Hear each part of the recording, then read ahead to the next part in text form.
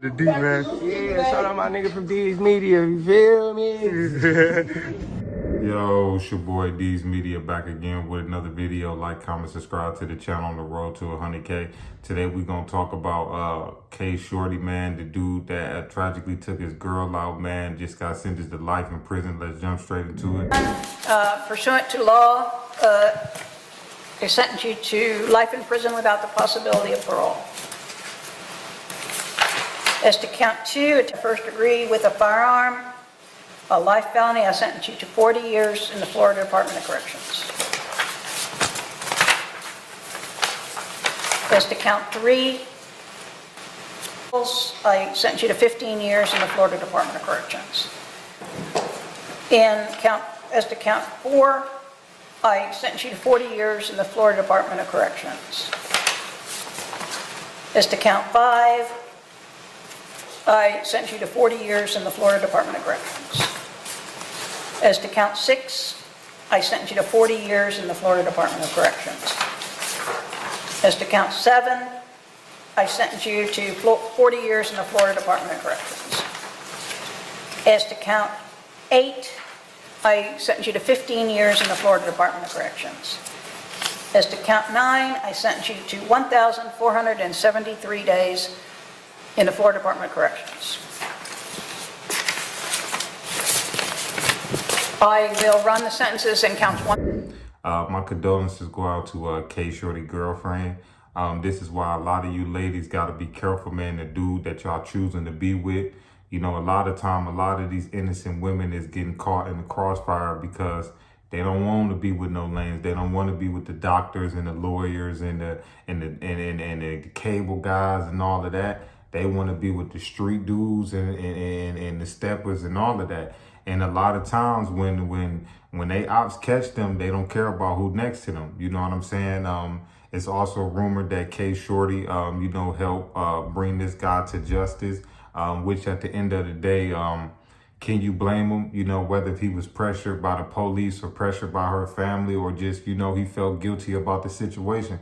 He did what he did because at the end of the day, she lost her life because old boy was trying to get at him, and in the midst of him getting at him, he still hit his target, but his target survived and Shorty didn't. You know what I'm saying? And what's the odds of that? The dude you trying to get at, you know what I'm saying?